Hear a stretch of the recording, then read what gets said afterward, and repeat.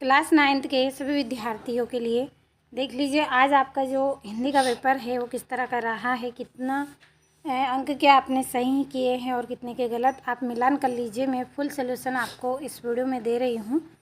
तो चलिए शुरू करते हैं। ये आपका पहला प्रश्न है, सही विकल्प का चयन करके लिखिए। पहला है, मीराबाई की कृष्ण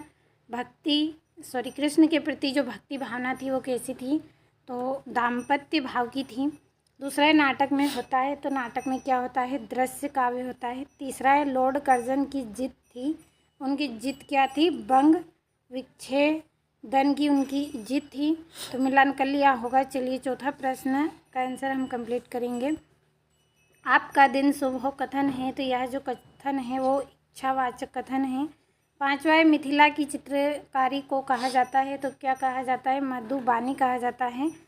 और भारत का पहला समाचार पत्र प्रकाशित हुआ तो कहाँ पे हुआ था? कलकत्ता से हुआ था। तो ये हो गए सही विकल्प। चलिए रिक्त स्थान को भरेंगे। तो पहला आपका रिक्त स्थान रहेगा, गीत फरोश कविता के रचनाकार कौन है? तो भवानी प्रसाद मिश्र।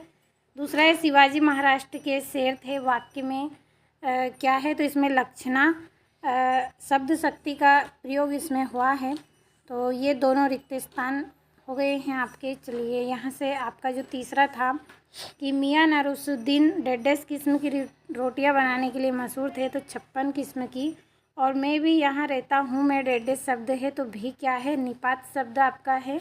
और कुई की खुदाई करने वाला दक्षमत लोग डेढ़ कहलाते हैं, तो क्या कहलाते हैं? चेजारो कहलाते हैं। और आज आकाशवाणी देश की डेढ़ भाषाओं में कार्यक्रम प्रस्तुत करती हैं, तो 24 भाषाओं में कार्यक्रम प्रस्तुत करते हैं। तो ये हो गए हैं आपके रिक्त स्थान। चलिए सत्य सत्य का मिलान आप करिए। अक्के महादेवी इंद्रियों को वश में करना चाहती थी, तो ये आपका सत्य है। दूसरा है, दोहा एक वार्णिक छंद है, तो ये आपका सत्य है क्योंकि ये क्या है? एक मात्रिक छंद है। तीसरा है, रजनी पटकथा में ट्यूशन को घिनौना रैकेट कहा गया है, तो जो तीसरा है आपका सत्य है। और सूर्य गर्मी देता है इच्छावाचक वाक्य है, तो असत्य है क्योंकि विधानवाचक वाक्य है ये। अगला आपका है, आज प्रथा में कुएं खोदने वाले को सम्मिलित किया जाता है, तो सत्य है। और बोलते समय एक ही वाक्य में दो भाषाओं का प्रयोग को क्रोड मिक्सिंग कहते हैं, तो सत्य है। चलिए अब अगला आपका जो प्रश्न है, जोड़ियों को कंप्लीट हम करेंगे। तो पहली जोड़ी आपकी घर की याद, तो भवानी प्रसाद मिश्र। दूसरा है, साहित्य का स्वर्ण युग, तो इसका आपका रहेगा इसमें तो पहली जोड़ी आपकी भवानी प्रसाद मिश्र हो गई। और साहित्य का स्वर्ण युग की जोड़ी आपकी रहेगी इसमें भक्ति काल आपकी इसमें जोड़ी रहेगी दूसरी। तीसरा आपका रहेगा इसमें 10वां रस, किसे कहा गया है? 10वां रस वात्सल्य को कहा गया है। चौथा है, गलता लोहा, तो शेखर जोशी, चौथी जोड़ी। पांचवा है, राजभाषा, तो जो राजभाषा है वो क्या है? हिंदी भाषा है, तो पांचवी जोड़ी। छठी है, बांस नृत्य, तो इसका रहेगा आपका मिजोरम, छठी जोड़ी। और स्टिंग ऑपरेशन की जोड़ी आपकी रहेगी खोजी पत्रकारिता, तो ये हो गई आपकी 7वीं जोड़ी। चलिए अगले प्रश्न की ओर हम बढ़ेंगे। जोड़ियों का मिलान आपने अच्छे से कर लिया होगा। तो यहाँ से आपका जो अगला प्रश्न है, एक वाक्य में उत्तर आपको लिखना है। तो पहला आपका रहेगा, कन्नड़ की मीरा किसे कहा जाता है? तो कन्नड़ की जो मीरा है अक महादेवी को कहा जाता है, अक